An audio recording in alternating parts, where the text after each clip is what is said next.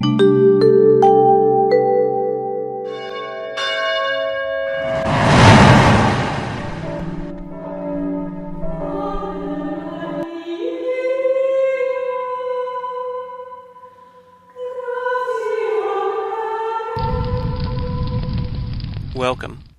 I'm Sebastian Mahfood, and you're listening to WCAT Radio, the on-air wing of En route Books and Media, bringing you the dulcet sounds of Catholic wisdom.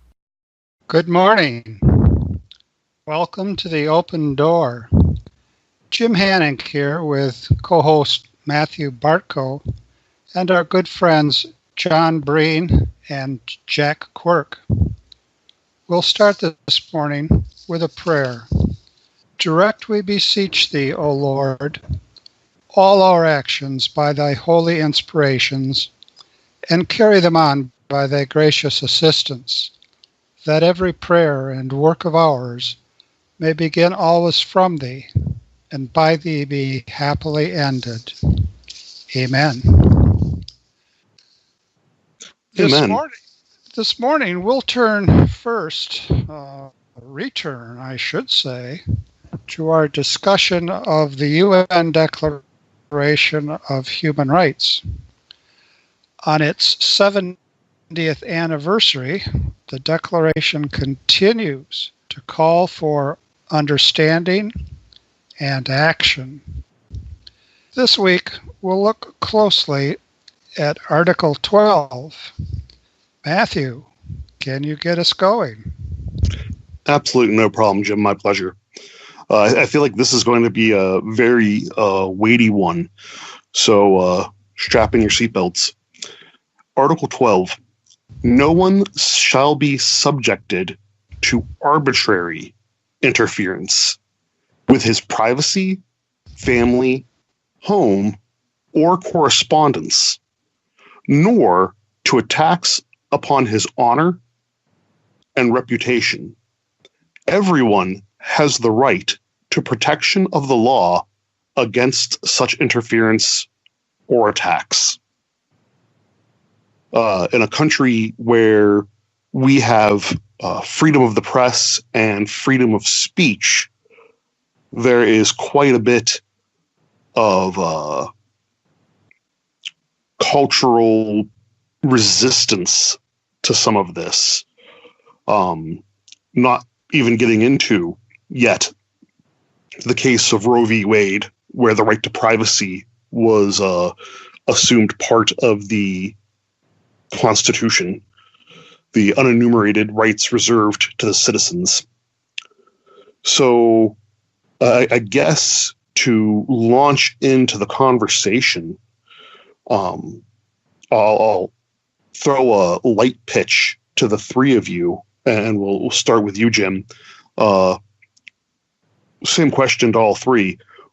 What is your favorite part about this article, or what does this article in principle protect that you are most appreciative of with the right to privacy and freedom against attacks upon your honor or reputation? Go ahead, Jim. Yes, family. No one shall be subjected to arbitrary interference with his privacy. Family would be my starting point, and also I'm keeping a close eye on arbitrary interference. Very good. Jack, what's your favorite thing you're picking up here? I don't know that I have a favorite thing. I'm looking at this, and the first thing I thought about it when I read Article 12 is how is this going to interface with, obviously, Roe versus Wade and abortion with regard to the definition of a person in the earlier article. That's more of a potential conflict. I'm looking for something that you're in agreement with or something you're appreciative of from it. Well, I agree with the statement as a whole. I think that people do have a right to their privacy, to their family home, to their correspondence, to attacks upon their honor and reputation. Now, that's not something that's going to be appreciated. I'm a First Amendment extremist in many respects. I'm all for freedom of speech, but I've often been concerned about the way that at least non-public figures are held up for ridicule in the public sphere. I think that is something that I hope someday we'll figure out a way around. Because the way it is right now, it's even though there are restrictions on libel and slander with regard to the media, at least when it comes to non-public figures, those they seem to persist without any hindrance at all, and I do worry about that. So I agree with the entirety of it, as it just isolating it and not thinking about it in terms of its relation to other issues. And John, what's the concept or protection here that you're most appreciative of? For me, I would probably say the privacy of the home. Working with the principle that a man's home is his castle, and that there can be no arbitrary interference when a person is in their own home. That the home is a sanctuary in a certain sense. So, as long as you're happy to let me direct the questions here for a little bit longer, Jim, the next one's going to be a little bit harder. I'd like to get each of you to weigh in on what is the definition of arbitrary. And I realize this is going to be left up to each of the signatory states as far as fulfilling the intention of this non-binding pledge to have a standard of how arbitrary, can something be before they're allowed to interfere. Is it just that they have to have some pretext whatsoever? Or what would your ideal standard of how arbitrary something could be before it's out of bounds? And we'll go reverse order this time, so we'll start with John. If you have any thoughts on that, John. I would say the definition of arbitrary, it would have to be something excessive that is not within due course.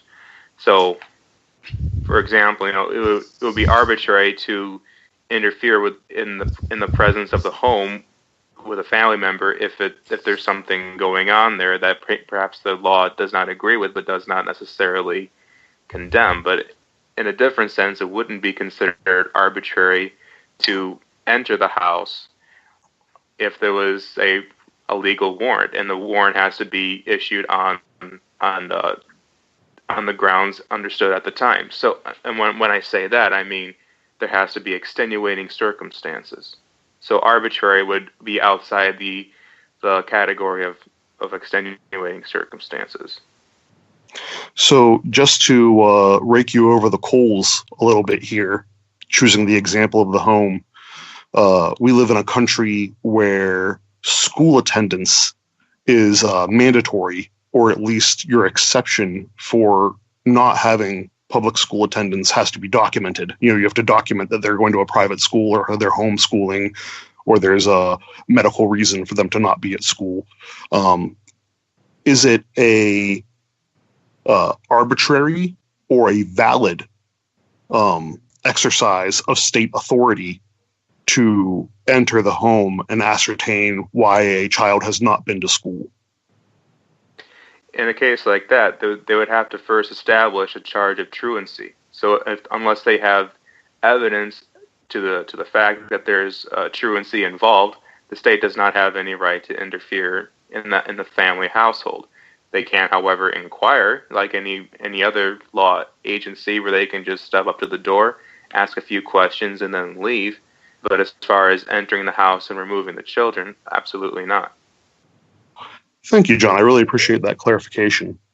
And we'll go to Jack. What is your thoughts on the standards of how arbitrary something can be or not before it warrants state action against such privacies or protections of reputation? Well, it's a twofold thing. On the one hand, you have to have a reasonable law. Okay, you can't make it against the law to wear pink socks and then give the state the authority to come into one's home at any point to check out for pink socks. So there has to be a reasonable, rational law that is being enforced. And then you also have to have reason to believe that there is some violation that's taking place. So if there's child abuse in the home, for example, and there's a reason to believe that, then that certainly justifies an interference with the home or the family or any of these other things.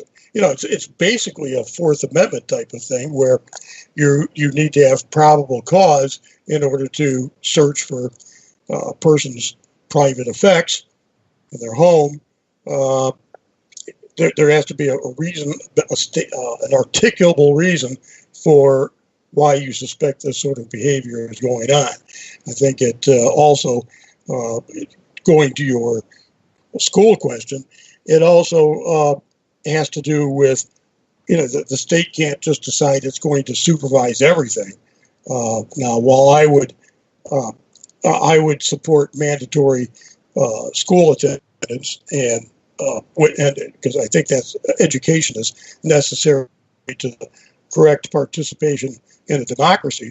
There could be things where that is not warranted. But now, when I say school attendance, I would also add anything reasonably similar thereto, such as homeschooling pursuant to a certified program. But I don't think you have a right to keep your children in ignorance, because it not only does it hurt the child, but it also hurts the wider community. But there may be some things that are completely without any reasonable basis for the government to look into. There's no governmental interest in it. So I would determine arbitrariness in those terms, both substantively and procedurally. If I could rephrase you to make sure that I'm understanding it correctly, you're saying that there is a government interest in a well-functioning society, and that education affects not just the welfare of the child, but with that child's welfare being protected, it also invests in the well-functioning society. So that's what creates the common good or the government interest in the mandatory education system. Is that correct? That is precisely correct. And even if there wasn't a common good aspect of it, there's a child's good. And parents don't have a right to abuse their children, and denying them education is, well, frankly, child abuse, I think. Thank you, Jack. And go ahead, Jim, with your thoughts on what constitutes arbitrary versus valid interference. Suppose we do a little bit of a shift here. Suppose what I have in my home is years worth of phone mail, email, records, and suppose I'm working for the New York Times, and all these phone records and email records I have, they come from a fellow named James Wolfe. Now, a lot of people don't know who James Wolfe is, but he has been the director of security for the Intelligence Committee, of the legislature, the Senate, I guess. And he didn't realize that he would be arrested for leaking information, but he just was yesterday evening. And here's the thing. My name, let's say, is Allie Watkins, and I'm the Times reporter. And the government went into my basement without my knowledge and seized years' worth of classified material. And can they do that? Can they do that? Now, some people, I guess the editorial folks at the New York Times, say that Mr. Wolf is the object of an obsession over the leaking of classified information. And other people, I guess the government would say, if you're going to work for a government, supposedly you're bound by confidentiality and you ought not to be leaking this material to, let's say, even the august New York Times. That has to do with privacy, and it's going to lead into a long court process, and it's breaking news this morning. Very interesting, I think. Now, for the American Solidarity Party, the touchstone in terms of interfering with privacy or privacy within one's home or even family is always the common good, understood not as maximizing utility. That would be a profound mistake, but the common good as including the good of everyone. The common good is not common if anyone is excluded. So what do we say here? I think a first step is, what is it that Mr. Wolf binds himself to in, well, being the director of security for the Intelligence Committee? Well, he binds himself to ultimately the common good. And of course, the committee has its own view of what the common good is. But ultimately, Mr. Wolf has to make a judgment about what the common good is. And that's difficult. I'm not opposed to leaks in principle, but I think they have to be very well grounded and they have to be defensible.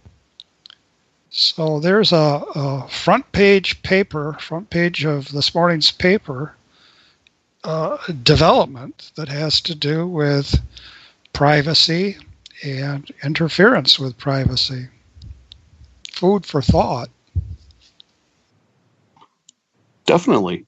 I would say with the example that you're bringing up, the search and seizure there certainly wouldn't be arbitrary. There's a distinct purpose and motivation behind it. Obviously there was knowledge that these records existed, or that some records of interest may have existed, and there was a reason to want to obtain them. I think that there might be various First Amendment and other legal issues with it, but I don't think it necessarily runs afoul of Article 12. This one was news to me, so I haven't thought in depth about it. John or Jack, do either of you have thoughts about that particular example? Well, I don't have any problem with if there's a crime, and there's certainly a good reason for having a crime against leaking classified information. If there's a crime, I don't have any problem with a search warrant that seizes those things. So I don't know. I might be misunderstanding Jim, but there's a lot of reasons why you would have some information classified. Now, I fully appreciate that a lot of things are classified not for any particularly good reason other than to cover somebody's backside, and I object to that. But when it comes to things that might actually harm agents or soldiers in the field, if other nations hostile to our interest became aware of it, I can't think of any good reason why that should be tolerated. And if that sort of thing is going on, that needs to be done. Now, if this is Now, what he's been charged with is lying to FBI agents back in December about his contacts with 3 reporters and of making false statements about whether he gave 2 reporters what the DOJ called non-public information related to the Senate Intelligence Committee. So I guess what the principle that I'm driving at here is that I don't see anything wrong with having classified information or having that be a crime and having a search and a seizure related to that. I think, however, that we need to take a look at what sort of things are considered classified proprietary information of the government. It shouldn't just be to keep embarrassing news out of the public view. It needs to be for a legitimate security reason. Thanks, Jack. I want to field the next question into. I'm having a lot of questions about definitions as I read this article over and over again, and I think about it. I think correspondence, home, and family are all things that we pretty easily conceptualize. They're things that we can get our heads around, our hands around. So completely absent those 3, because they're also listed, what is privacy when not taking into consideration family, home, or correspondence? And John, I'll let you take first crack at that. I'm still formulating my thoughts about that, so I'm not sure if I have something substantial to contribute on this at this time. I'll come back around to you. I'll go to Jim, who always has something substantial to contribute. Go ahead, Jim. I go back just for a second to the notion of arbitrary interference, and then I'll go right ahead forward to privacy. Thanks, Jim. On arbitrary interference and the common good, one could imagine cases, and I wouldn't be surprised if there hadn't been cases, where somebody is privy to information that is classified, but that information involves a real threat to the common good. It might have to do with treasonous behavior on the part of some elected official. It might have to do with, say, some major problem regarding public health that's being suppressed. Now, ordinarily, if one is in a position to have this classified information, one is also required not to divulge it, but there is a point at which the common good requires one to divulge it. There's no escaping one's conscience, not even in cases like this. And if we say, well, you shouldn't have made the commitment to keep the material classified because you've bound yourself by a kind of promise, the response is promises that involve an attack, even by way of omission, on the common good aren't legitimate promises in the first place. There's no contract that can morally bind me to do what I ought not to do or to fail to do what I ought to do. There's no escape from personal conscience, which is why it's so crucially important that we form our consciences. And in a secular society, there's no way for the government to assist in the formation of conscience. There can be various webinars and seminars about one's civic duty, but none of that really addresses the primacy of personal conscience. So I want to have that comment as a a backgrounder, if you will, from a perspective that we might call a natural law perspective, or I think a perspective that merits being called a solidarity perspective. Now, when we turn to privacy, there's a peculiar tension right now that I think we've all seen.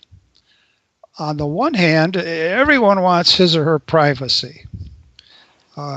Keep your nose out of my business. What are you looking at me for? Stop staring. And I think that's a perfectly legitimate thing to want privacy. And yet at the same time, there's a real push towards tell all. And people are congratulated for telling all, and in many cases, much more than we want to know. Too much information, folks. So there's this tug of war between privacy and the lust for public exposure. And it's a very peculiar thing. People are praised for being outgoing and criticized for being reticent, and yet privacy seems to be something that is a flag that is readily waved. And I think we're conflicted, as they say, about this privacy versus publicity business. Jim, would you say that there is a demonstrable difference between organizations, governments, and corporations where transparency is a value we hold near and dear versus individuals where we perceive more of a right to privacy? And obviously all of those are on scales. You know, we acknowledge that the military has to have some privacy to safely conduct its operations, and that businesses have privacy in not having their innovations available for anyone to duplicate. But the most private would be the individual, and the least private would be the public use of funds, per se. I think that's an excellent point for discussion. If I might be philosophical, while on the one hand, I certainly see on the face of it distinction between some sort of collective group and the individual, nonetheless, I wouldn't want to, fancy word, reify, turn into a distinct moral agent, a corporation, or a government. In the end, every corporation and every government is made up by living, breathing human beings. And one way to have living, breathing human beings escape their responsibilities is to say, well, that's corporate for you.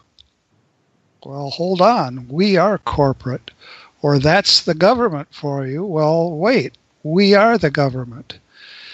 So there's a continuum would be a good word, but there's a let's face reality moment where we have to say none of our responsibilities can be shunted off to the government or the corporation or the boss.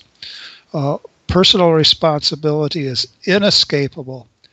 And that is a theme that Dorothy Day, co-founder of the Catholic Worker, returned to again and again and again: personal responsibility. Thank you, Jim. I'll go ahead on to Jack.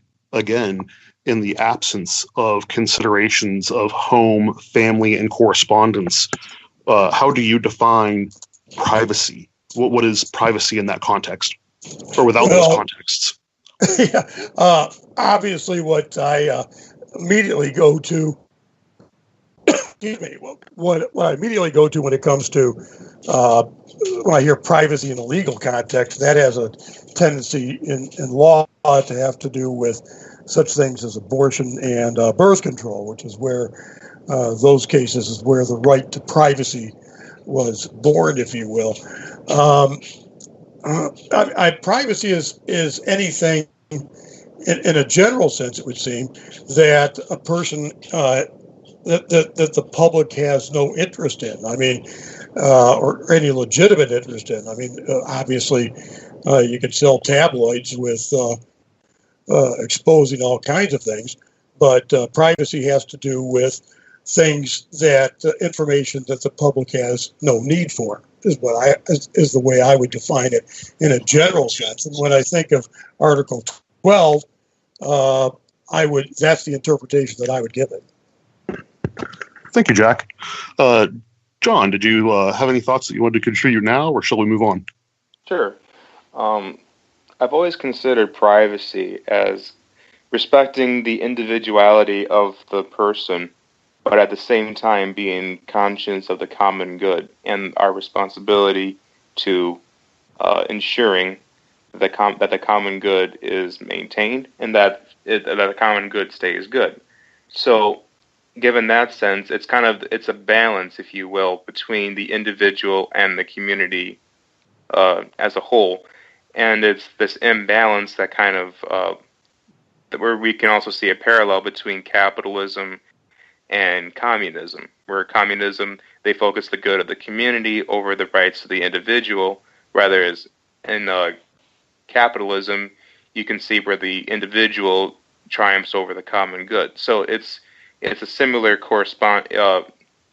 balance, you might say, or parallel with in the world of economics, and also with when it comes to individual rights. So you see similarities there. Thanks, Sean. Just bouncing back to something that Jack said that I see the big pullout on is, so in addition to home, family, and correspondence, we could say bodily privacy, or the privacy of what's going on in one's own body. Or another one could be thoughts or private conversations that take place outside of correspondence, as some other examples of privacy. And I think that we're going to, once we really dive into it, the state's interest in our lives, and therefore our bodily autonomy, will probably carry us through to the end of the show, or at least until our update on the American Solidarity Party. So before we jump into that, I would like to hear from each of you your thoughts on attacks upon honor and reputation, protection of the law against such attacks. So we do have libel, and we do have, I can't believe I'm blanking on this, when it's spoken, not written. That would be, the general term is defamation. Correct. Thank you, Jack. Thank you. So what are, I'm assuming the arbitrary clause at the beginning of that sentence still applies when talking about attacks on honor and reputation. So certainly if someone warrants those attacks, then the protection of law would not be there for them. But again, with this concept of arbitrariness, when should the law and when should the law not offer protection against one who is or for someone who is having their reputation or honor attacked? And I think Jack had some thoughts on this earlier, so I'll let him elaborate further if he wishes. I'm always ready to elaborate, Matthew. The way I see it, and this is something that in the law needs some development. There is information that may be true, and there is actually a tort known as invasion of privacy, and not going to claim any expertise on it right at the moment, but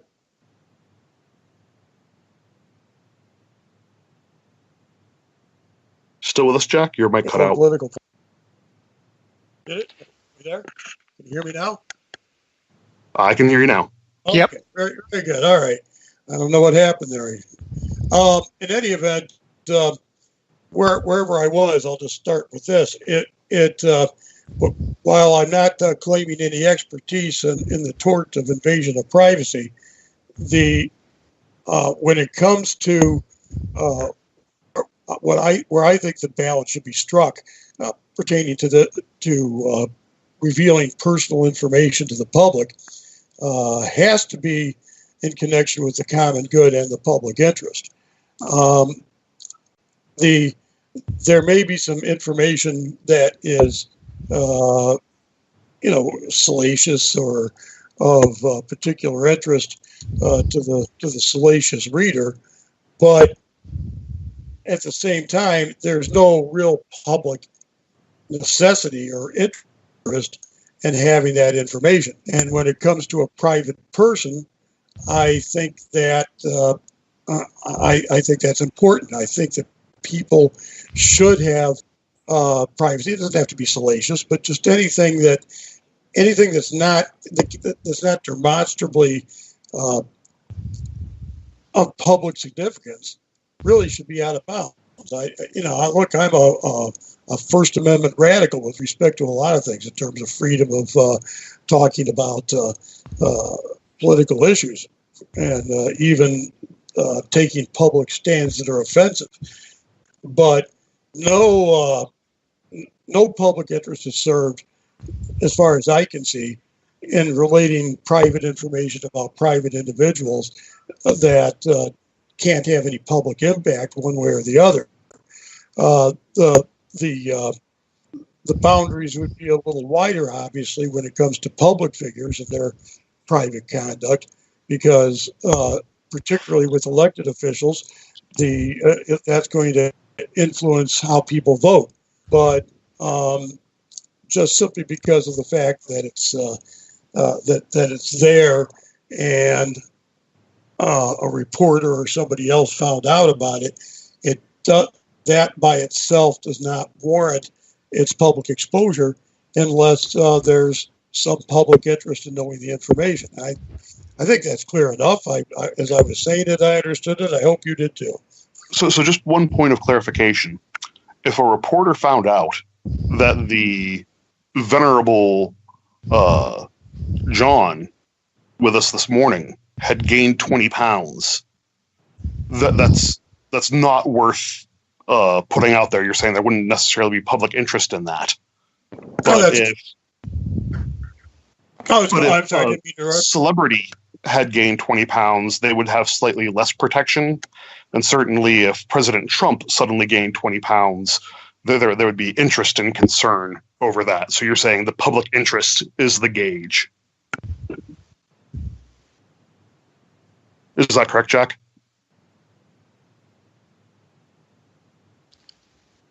Oh, can you hear me now? Yes. Okay, I'm sorry. I got my button pushing messed up. No,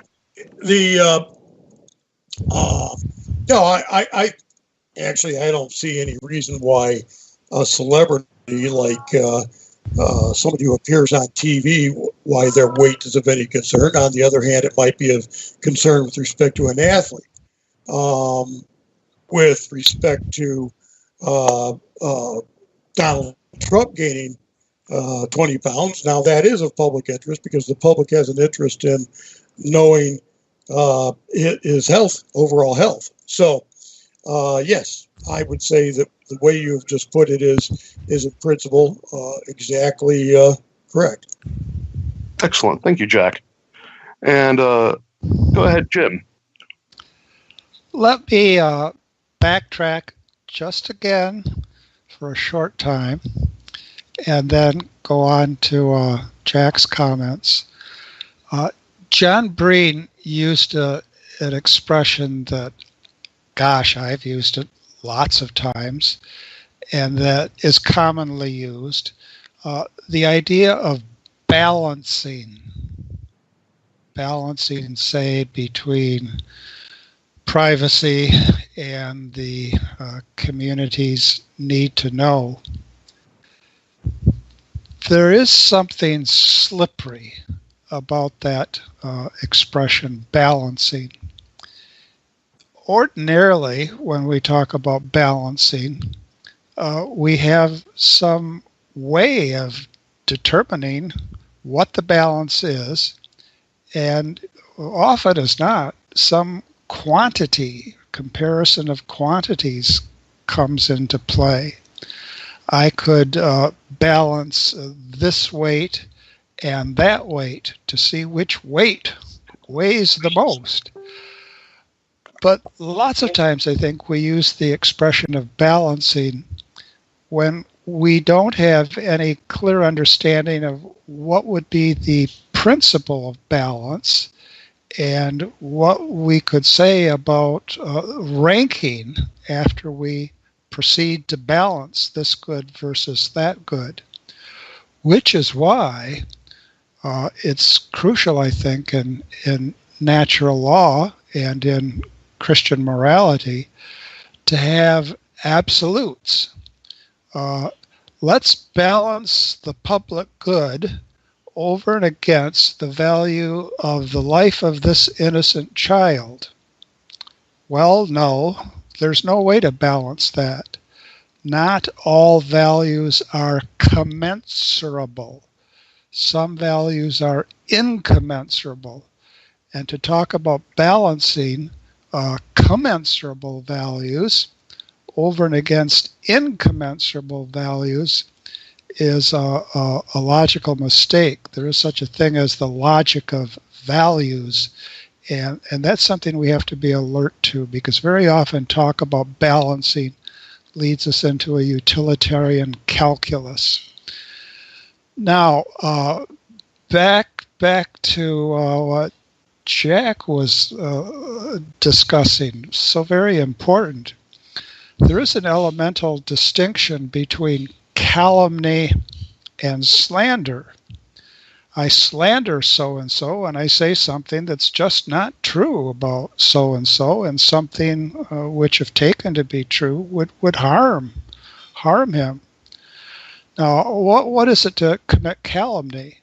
Well, when I commit calumny, when I calumniate someone or other, I say something that's true about him, but there's no reason, even though it's something negative about him, there's no reason to say that at all. For example, if I say that so-and-so who's not a public figure and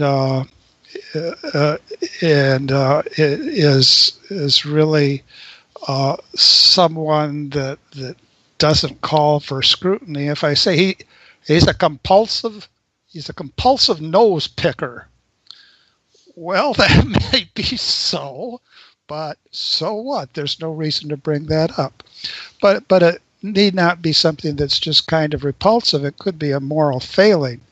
Do you know so-and-so, that guy that just moved in up the block? I've known him for years, and he lies through his teeth. Better watch out. Well, he does lie through his teeth, but there's no need to tell the whole neighborhood, at this point at any rate, that he lies through his teeth. So there's a distinction there. Now, when it comes to public figures, there's something very significant in our culture.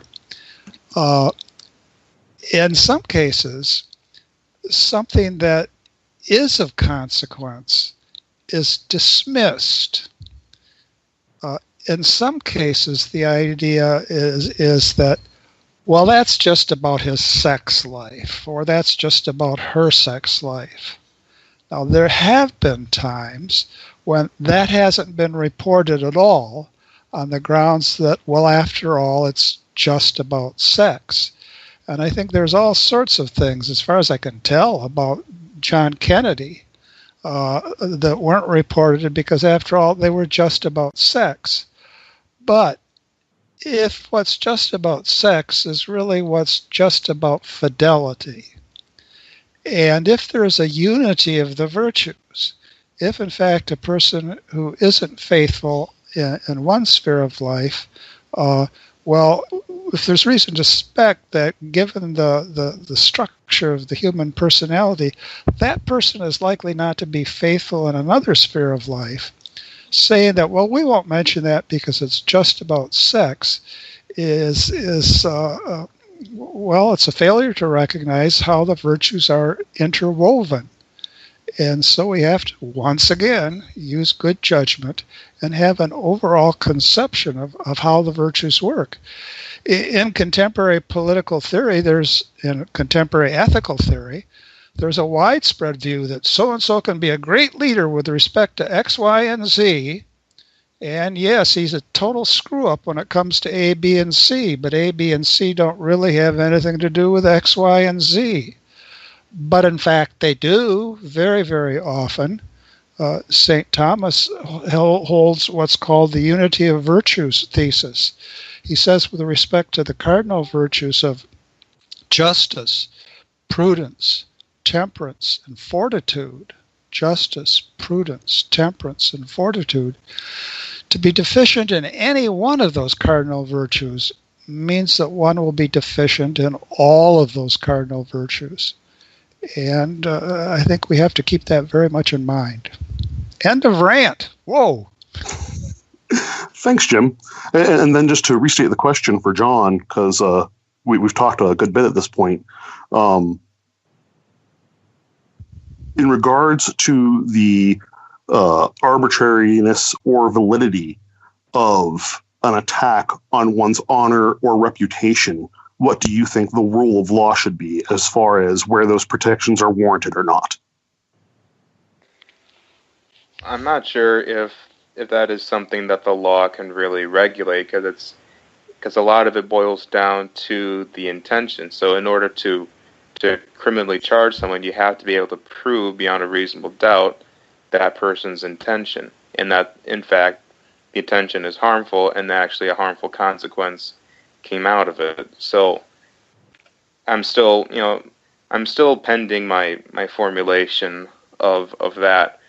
But with that being said, however, the median, as you would call it, well, as I would call it, the median for slander, libel, calumny has widened with the advance of technology, especially in the internet, where people can basically hide behind their own image and slander somebody else. So, and as far as enforcing and making laws to protect people, it's another principle of St. Thomas Aquinas that that the law can only be put in place if there's a way of enforcing it. And if there's not a reasonable ways of enforcing it, then it shouldn't be made into law. So I think Dr. Haney can elaborate on that principle better than I can, but that's basically my thoughts on the matter. Understood. Thank you. So we have a dilemma. We have about 15 minutes left, and we have about 3 more issues I'd like to touch on, and I feel like one of them could take a whole show. So if the rest of you agree that we can spend the next show staying in Article 12, but dwelling on the implications of it, in particular to bodily privacy for issues like drug use and abortion, I think we can spend the remainder of this show talking about the implications of Article 12 on things like corporal punishment, parenting, domestic violence, romantic relationships, etc. Does that sound amenable? Feel free to talk over one another with a yes or no. I'm merely in the executive department of this particular nation, so I'm going with whatever the legislature decides. Solomon speaks. Matthew, it seemed like what you would reserve for this show still could itself be a whole other show. Certainly. We have to prioritize and pick and choose. I'm somewhat pandering to our audience, as I tend to think that the audience has a lot of interest in the abortion issue in particular. Well, how about, Matthew, if we, since we're down to 10 minutes, Okay. if we just switch over to our regular part 2, Fair enough. the American Solidarity Party, its projects and promises, and then continue with what we have started today. Continue with that next week. How would that work? That sounds like an excellent plan, Jim. And I know that we have a lot of great news, especially from your neck of the woods in California. I'll let you take first crack at breaking that down. Well, I can say a few things about each of our California 4, and they've all been with us. They were all with us last week. First of all, no one won, but we didn't think that anyone would win. It's a little bit like a promising young athlete going into his very first competition. I suppose some such athlete has won, but rarely. We're just getting started. And Desmond Silvera, who ran for governor, well, he did get 2,638 votes in the state of California. Now, that's only 1% of those who voted, but he did all right. He got it done. He showed that we can field a candidate for governor, and he followed through, and I think he made an impression. And not only that, but he had way more votes than we have members in California. So that's a far crucial beyond point. our membership. Crucial point. We want to get those folks into the party, as many as possible. Matthew, that is a absolutely central consideration. Then when we come to Ed Rushman, who's been with us very often, he got 3% of the vote in California Congressional District 46. And there was another independent running, and Ed defeated him. And then we go to Brian Carroll up in Congressional District 22. He got 1.3% of the vote, and 4 candidates, Republican, Democrat, American Solidarity Party, and the 4th candidate was a Libertarian. And Brian Carroll defeated the Libertarian. Now, I think the Libertarian Party has name recognition. And I think there are a fair number of rugged individualists in District 22. But Brian defeated the Libertarian. So that's of note. And then our friend Kevin Egger, who also has joined us, he wasn't running for governor. He wasn't running to be a United States congressperson. He was running for one of the seats on the San Diego City Council, and he got 4.2% of the vote. That's a higher percentage than any of our other candidates got, 4.2%. And as I think was mentioned one show or 2 shows back, the San Diego Tribune, in making mention of Kevin Egger, simply said, Egger has raised no money. Egger has raised no money. And that's so dismissive, but it's really significant. So much depends on what a candidate has to spend. In fact, way too much depends on that. But nonetheless, going into these races, I think each of our candidates became painfully and personally aware of how much money counts given the structure of things as they are. Now, personally, I think the structure of things as they are stinks big time. And as we become more astute, as we go from neophytes to veterans, I hope our trajectory doesn't take us into let's raise as much money as we can. That's got to be challenged. If we come to the top of the heap by coming to be obsessed with money and advertising that so rarely addresses any substantive question in any detailed way, then we've lost our legacy. We've lost our heritage. And among other things we've got to do is to challenge this money rules thing. On the other hand, you have to have some money.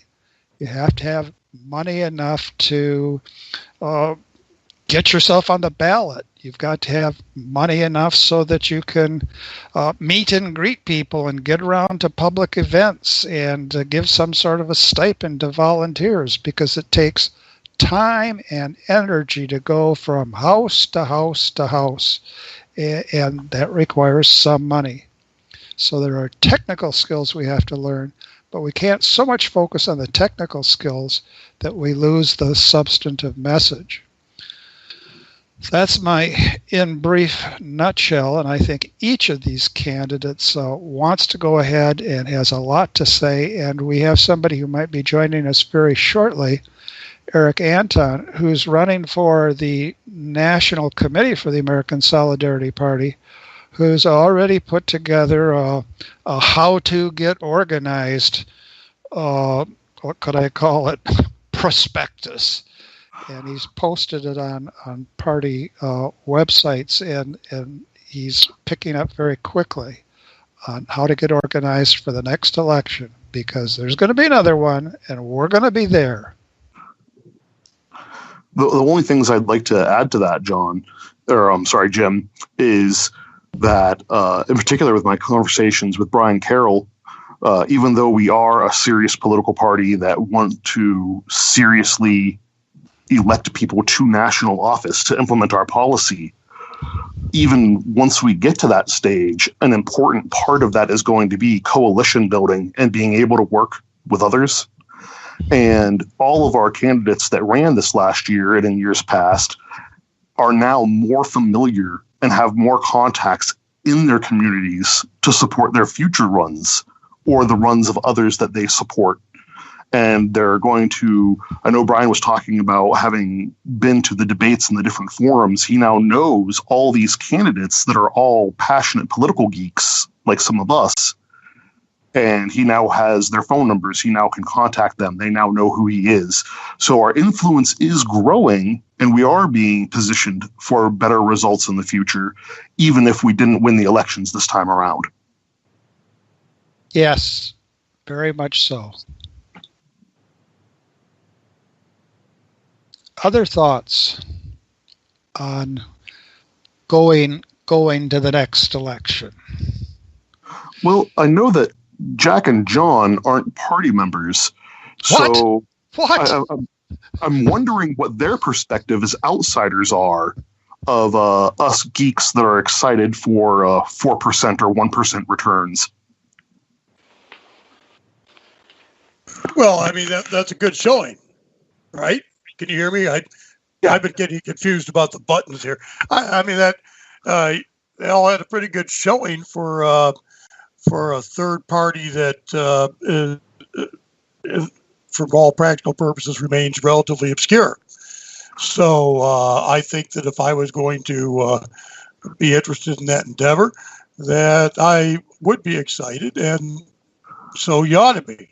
That's right. Yeah. So there you go. I mean, at some point, I always like ASP candidates better than I like the other ones, or I usually do, from what I've seen. I don't. I hope one day that you'll get enough numbers whereby you'll actually think maybe invading one of the major parties and taking one of those over would be a worthwhile endeavor. But until such time, and of course, there's no reason why any of you should listen to me. I would say as a third party, especially in the place where a libertarian was beat, that would be very encouraging. From your lips to God's ears on our numbers.